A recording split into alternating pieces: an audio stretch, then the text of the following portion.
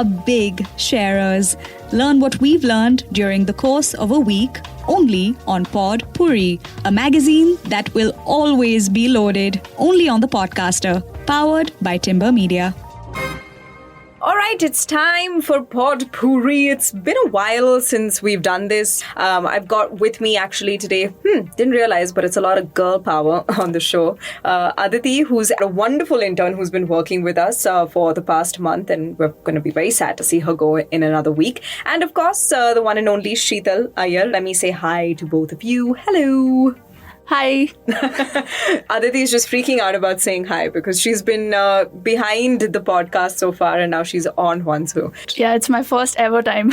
It's your first ever time. I mean, yes, that would be that. Hi, Sheetal. How are you doing? Doing great, Ahalya. In fact, better than usual because I'm just back from a podcaster summit and that doesn't sound like it's something new. But in India, in the Indian ecosystem, this is one of the first of its kind because usually we get lumped in with the radio awards, and even that was a more recent occurrence when people realized that there is such a thing as a thriving podcast ecosystem in India.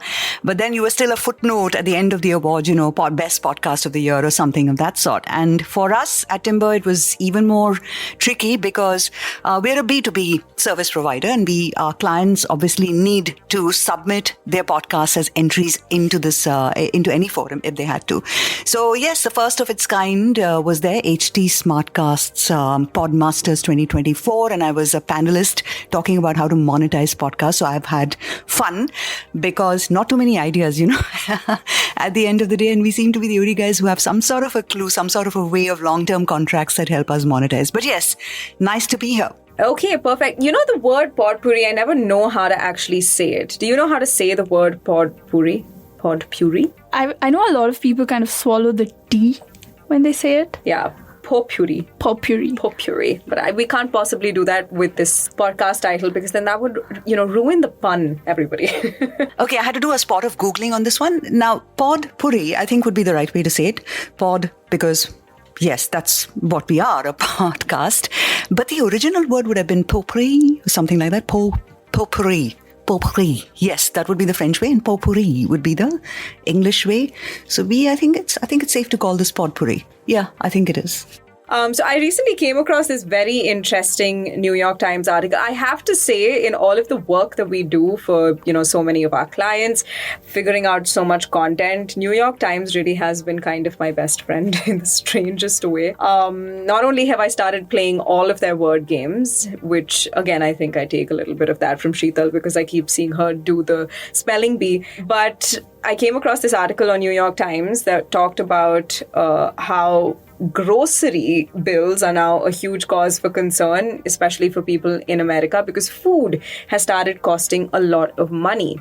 And that is, of course, very, very concerning. And this article basically talked about how you can save on food by being more conscious or intentional when it comes to your grocery bills. I just had a question. What do you personally spend the most amount of money on when it comes to food or snacks? Is there one luxury thing that you just can't let go of that you always spend money on that you're maybe I should, but it's fine? I think for me, it started off as something I just wanted to try, but it soon became something that I just order whenever I'm at a whim, and it's bubble tea. Oh my God. I don't even like it that much, especially the popping kind, but they're just so much fun. It's like a whole experience. The popping kind is the absolute worst. I think it's one of those, I just don't even trust people who like the popping kind of bubble tea. But yeah, bubble tea is a good answer, actually. It's what do you mean you don't like it that much? You can literally taste that they've added a little bit of water to it to make it a little bit more runny. So you can taste the milk, you can taste the water, and you can taste literally sabudana. Sabudana, correct.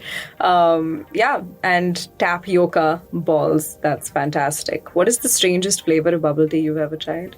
Black currant, I think. Whoa, that sounds intense. Sounds like it has a lot of sugar in it as well. Yeah. Well, I only used to try bubble tea at this one Bangalore hotspot called Big Straw. Did you know of Big Straw? Yes. I look at Aditi like she's a child. She's just a few years younger than me. I'm now starting to be the very adults I used to make fun of. But Big Straw used to be like this hotspot in our lovely city of Bangalore, and everyone would go there after school. For me personally, college. And then we'd see girls from other schools and we'd be like, oh my God, hello. But yeah, and that was my only exposure to bubble tea, and that shut down. So now I have no bubble tea exposure at all. The food that I spend way too much money on. I'm going to think about this one. Before Sheetal, can you go? Like, what food item or grocery item is your guilty expenditure? Let me think. Food or grocery item that I indulge in. Okay, so it's not a luxury good per se because you use that word, but it is something that I can't do without. I need 3 of my Britannia milk bickies every morning with my coffee. Whatever happens, I really feel like I haven't started the day on a proper note if these 3 biscuits are missing. 2 is also less, actually. 3 is the perfect number. So I think that's my guilty pleasure because there's no great nutrition to be had out of these, maida type of biscuits. But yes, I'd say that one. Okay, I have a big weakness for like imported things. Ever since I was a child, my parents, like they always go shopping at these places that always has this one imported section of things. I definitely have not crossed the line into the dark side of buying like a packet of Cheetos for 900 rupees because yes, everyone listening, no matter where you are, that's how much a bag of Cheetos costs in Bangalore simply because it's imported. But I will say some of like the Korean snacks I spend a little too much money on, like shrimp crackers, all of that kind of stuff. And it definitely costs more than Maggie. I don't need to be spending that money, but I do anyway. So that's definitely my guilty pleasure. Okay, so moving on to, you were very happy when I said imported food. Why? I just remember going, like you said, to the supermarket with my parents, and for me it was not so much Korean snacks as much as candy. Oh my God. What is your favorite candy? You know what mine is? Those cables with like the fondant inside. Oh my God. I'm feeling a little diabetic just talking about it. There used to be these coin chocolates. Oh, I love those. Yeah, those were really, really cute. And they used to like... It's almost as if we didn't know what flavor it would be, so you kind of open it and eat it, and each time it would be either some disgusting strawberry or like... Damn, Aditi's got like the fancy coin chocolate. My coin chocolate was literally just chocolate in every single coin. Really? Yeah. The ones I saw were different flavors within each chocolate, and I remember I think there was also an Indian one that came out soon after, but I would always go for the foreign one, and my parents used to always be like, why? It's just better to buy the other one. Yeah, fair enough. So on Pod Pourri, we always sort of, we're exposed in our line of work to so much content in a week's time, I swear to God. And given that it's been a long time since we've been on air, we've sort of picked up many things along the way, including Aditi, the human being. But today we're going to be talking about some of our own personal, what would you call it, interactions with new knowledge. And Aditi, maybe why don't you start us off with something that is a matter of interest to you that you learned? I actually learned a lot, considering that it's only been about a month since I entered. So this took me a lot of time to actually pen down. But this is an interesting one. I mean, I was writing a script for another podcast series of Timber Media. I mean, shameless plug in there, The Explainers. And this was about AI. So I was writing a script, and instead of writing simulation of tornadoes, I wrote stimulation of tornadoes. What even is this? Exactly. And what does it imply to the world? But I was proofreading it, right? And it was a longish document. And to me, like the addition of T didn't make much of a difference, and I couldn't really make it out. So I hit send and I sent it to someone who very kindly pointed it out to me that you might be saying something different here, and it changes the tone of the whole podcast. So I obviously made that change. And while listening to the podcast that aired, without the mistake, of course, it got me thinking about other places like movies and TV shows where mistakes like this happened. And one thing that I could remember from the top of my head was the infamous Starbucks Game of Thrones incident. Do you know what happened? God, that is so true. And to think it happened in the last season as well. Like exactly. They were so good with it all the way up till the end, and then it's also, I mean, I'm not even a Game of Thrones fan. I don't, what is it, a Gotti? What do you call it? I don't know, because I'm not one either, so. I mean, this news became everything that people were talking about, at least after the time that it aired. So imagine this, right? You're in their world and there's this great battle of fire and ice or whatever. And it was also in the middle of a celebratory feast, I think. So everyone's sitting there in all their glory, raising a toast. But in the middle of the toast, there happens to be a Starbucks cup. I really feel for the production assistant on that episode, though, because I'm sure they're never going to live that down. Oh, they actually took this to social media, the crew. Oh, really? And they kind of responded saying they were not paid for that shoot. And also that this happened because they were pulling one too many all-nighters, because a lot of the show is usually filmed during nighttime. That's a really good one. And also, I guess what happens when your working conditions, everybody, are not in order. You got to treat your people right in order for them to function normally. But yeah. Are there any other examples? Yeah, this actually made me spiral down a big rabbit hole of crazy production errors. The randomest Reddit thread ever. Exactly. Yes. But there's actually a website called Movie Errors, and they kind of document this. So it's all that they do. Yeah, I was rewatching Friends recently. Please don't ask me why. It's not like it's worth it. But I was rewatching it. And I just realized how lazy some of the episodes were in terms of the production, because people would just and I get it because they were on, just the churning of one episode after the other. I get that. But the production itself on set, in one cut of one scene, Rachel will be wearing a necklace, and in the next cut she's not wearing it anymore, and it's the same scene. And I was like, why did that happen? What you said reminded me of this other example that I looked up, which is actually a very iconic film, Pulp Fiction. And it would be I thought Pulp Fiction was blemish free. So in Pulp Fiction, right, there's the same continuity errors that you mentioned, where in some scenes the briefcase is open, and whereas in some scenes the briefcase is shut. Wow, Tarantino. Yeah, exactly. Heck you. And the other one, which was a real shocker, is Black Panther. You would assume that a multi-billion-dollar budget film... You know what? As someone who is actually not a fan of the Marvel universe at all, I'm kind of glad that happened, because I'm like, see, this is what happens when you've got a factory line of movies. But yeah. So in one of the fight scenes, you can actually see the reflection of a crew member. What? That's bizarre. That's so sad. Yeah. I mean, the shutting of a briefcase, okay. Yeah. Rachel's necklace, okay. Okay. The reflection of a crew member, I mean, at least they got to be in the movie. So that's good. Hey. Were they credited as supporting actor? I think they should tweet saying, hey, catch me at 1 hour 55 minutes. Okay, so when you told us that this is what you were going to talk about, you also said something very interesting about proofreading that happened recently in the United States of America. Right. I'm really intrigued to hear this story, please. So I was trying to make a link and trying to see if something like this happened recently, because these movies are, I know, things that come and go, things that people talk about, but next day it's forgotten. But this actually happened 5 days ago in the White House, during the White House press briefing. And during the press secretary, Karine Jean-Pierre, I hope I'm pronouncing her name right, a television screen is usually behind these people, kind of projecting whatever they're talking about, right? Ah, okay. So in the middle of her speech, there was a screen that kind of just showed a string of numbers and letters without it having no coherent meaning at all. Yeah. And people, I mean, because there's so many people, the whole of United States probably is tuned into this. And India, apparently. A little bit of it. Yes, a little bit of India. They were quick to point this out, and they were like, this was the most notable moment of the whole press briefing, apparently. And this display actually turned out to be mirrored notes from a technician who was working behind the scenes. Oh. Yeah, but if you ask me, I think because these press briefings are so serious, it kind of added a not so serious touch to it. Yeah, and I'm sure there were lots of memes, lots of trolling.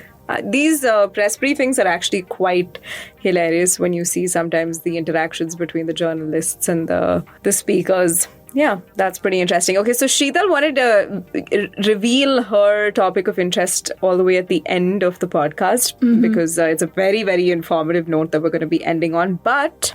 saving the best for last. hey man. But yeah, probably. I actually wanted to talk about a book that I've been reading recently called Focus on What Matters. I know it sounds very cringy because it's like, yes, the title of every self-help book ever. No, but I was in Cochin and my younger cousin brother, he just had this book lying on his table. And honestly, the description of it, I fully judged this book by its cover. The description of it is what caught my eye because it's a collection of Stoic letters on how to live life well. And the author, whose name is Darius Furo, I think I'm pronouncing it right. I really do hope I am. But he's a Stoic, so he won't care anyway. But he has been practicing Stoicism and has been very sort of taken by the philosophy of Stoicism, this ancient philosophy, right, from the time of Marcus Aurelius, Seneca, Epictetus, all of these awesome philosophers who were also Stoics. And he basically sort of translates them and contextualizes them in our world today. He's very gung-ho about investing. He's a writer. So all of the things he's sort of talking about relate to very modern day context, so it doesn't feel, that philosophical, but at the same time some very valid points about how you can approach life, how you can not yearn for control over things you don't have control over, and how all of that can eventually lead you to a better life and a higher quality of life. So it's been really fascinating. It's a very light read. So we were talking about how attention spans have sort of come down. I think mine definitely has when it comes to reading. This book, Focus on What Matters, I think has something for everybody, whether it's yourself, whether it's relationships with other people, whether it's, your relationship with the world, with news, with money, whatever it is. I think this book has something for everybody. It's a good recommendation, honestly. Read it if you feel like it. But I might actually go pick it up. Yeah, focus on what matters, people. No, I felt like he could have picked maybe a less preachy title for the book, but, right. But it still resonates, and it's I've been really enjoying it. So yeah, that's my learning from this week. Okay, Sheetal, best for last, as Aditi says. Please to tell us what you wanted to talk about today. So, I wanted this to be the last thing that we did on the podcast today on Pod Pourri. And the inspiration really came from a Rediff.com article by a journalist who spoke of how we need to remind ourselves every day so that the victims of the Pune Porsche accident really get their justice. And she intends, apparently, signing out every piece that she does hereon with a reminder for us to not forget about justice for victims. And that she also clarified was an idea that she got from Walter Cronkite himself, who apparently, for the length of the Iran hostage crisis, added the length of the hostages' captivity to the show's closing every time he was on air in order to remind the audience of the unresolved situation. So this began apparently on the 16th of Jan in 1980, day 50 of the crisis, and went on to day 444 on the 20th of January in the year 1981, a full year almost, really. So yes, I wanted this to be the last thing because I think we can't remind the vulnerable enough to be careful when it comes to cybercrime and fraudulent activities that can leave you poorer by lakhs of rupees, as we've heard in many cases. So that's really what I wanted to talk about over here. And there's some data, recent data that I thought I'll cite. Between Jan and April of 2024, apparently citizens of the country have suffered losses exceeding 1,750 crore rupees due to cybercriminal activities. And this was reported through over 740,000 complaints lodged on the National Cybercrime Reporting Portal, which is, by the way, managed by the Ministry of Home Affairs.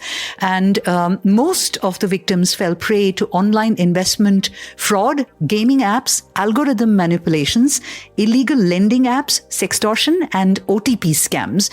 And this is something that is real because I think by now, every one of us has received one of those calls, courier frauds. I myself got a call from someone claiming to be part of FedEx or DHL, I can't remember who. And then after that, telling me that there was contraband that I had sort of attempted to courier between Lucknow and Myanmar. And if I didn't provide details of my Aadhaar, etc. or something, I would have a lot to answer for. Luckily, I hung up the phone, but not a lot of people, sort of figure that this is really a fraudster. So yeah, I thought maybe on Pod Pourri today, I'd talk about some of the ways in which scammers target us. They often send unsolicited messages through emails, social media, messaging apps, and they promise easy money or lucrative investment opportunities. And the idea is to always be skeptical of messages like this, especially if they come from unknown sources. I've read in the New Yorker of an instance where a woman got scammed by a man. This was sort of a romantic angle that the man had chosen to pursue, created an entire fake identity and, got into this relationship largely online with a woman. And at the end of the whole story, she went bankrupt. And this is a true story that appeared in the New Yorker. I have a friend's friend who got scammed of a lot of money on account of one of these digital arrest sort of situations that happened to her, where they said they were placing her under digital arrest. And there was a customs officer and all kinds of people who showed up wearing the uniforms of these officers, pretending to be them. So most of us really know someone who's had this sort of an experience, so this is real. Also, job offers come to you via scammers and they promise you great opportunities in India and abroad. They offer remote work opportunities, great financial reward, all of this. Be very careful. I've also heard of people receiving calls from people claiming to be the near and dear ones, sometimes using a voice mimicking software or even an image mimicking software. So the person sort of looks like you, but it's all grainy and they're in a panic situation. They need money. And before you know it, you've parted with that money to help your loved one out of a situation. Turns out it wasn't them at all. So I really caution all of our listeners to warn the vulnerable around them. And by this, I don't just mean senior citizens, because sometimes people like my mother are a lot smarter. Sometimes it's not just senior citizens, it's people much younger who fall prey to such scamsters. So that's one. Job offers, investment opportunities, verify the authenticity through official company website or government portals that these people claim to be representatives of. First, always hang up the phone and then verify is what the experts advise. Protect your personal and financial information by keeping it private. And if you feel that you've been the target of cyber scam, first of all, if it's a financial fraud, then make sure that you contact your banks to block your cards and other information, secure your other information before it's too late. Report the incident immediately to the National Cybercrime Reporting Portal. And this is cybercrime.gov.in. Okay, why am I doing this to you? I should read out the entire URL. Watch out for the S in the HTTPS because S denotes secure. So yes, it is https://www.cybercrime.gov.in. And yes, that's what I had to contribute to Pod Pourri today. Thought it had to be said. And yes, the Walter Cronkite part is, I'm hoping that this is the last segment on Pod Pourri today, unless one of you decides to add something else. But I maybe all of the Pod Pourri should now have some sort of a public service message in this area of cybercrime. But I'm quite certain the show producer might shoot that idea down. But nevertheless, here I have said it. And I hope it happens. Be careful. Stay safe. No, I think that's a very worthy suggestion, actually, Sheetal. Maybe we should try to do that, and definitely an important sort of topic to think about. Maybe Aditi was right, saving the best for last, or actually not even the best, but, something very important for last. It's been very good to jump back onto Pod Pourri. Honestly, I shouldn't be hosting this podcast. I never know how to say the name of the podcast. It's like hosting 101. Pod Pourri. Pod Pourri. Wow. She did it. That was good. But yeah, thank you, Aditi. How has it been? Your awesome. First podcast? Awesome. Yeah. Very nervous, but now nothing at all. Did not sound like it. So at least you faked it till you made it. Yes. That was good. Did not focus on what matters. Oh, yeah. Thank you, everybody, for tuning in if you have. And we'll try to make sure that it's not going to be this long till you hear from us next. Of course, a different set of voices the next time. But yeah, thank you so much for tuning in. And we'll be back soon. Stay safe and happy. Bye-bye.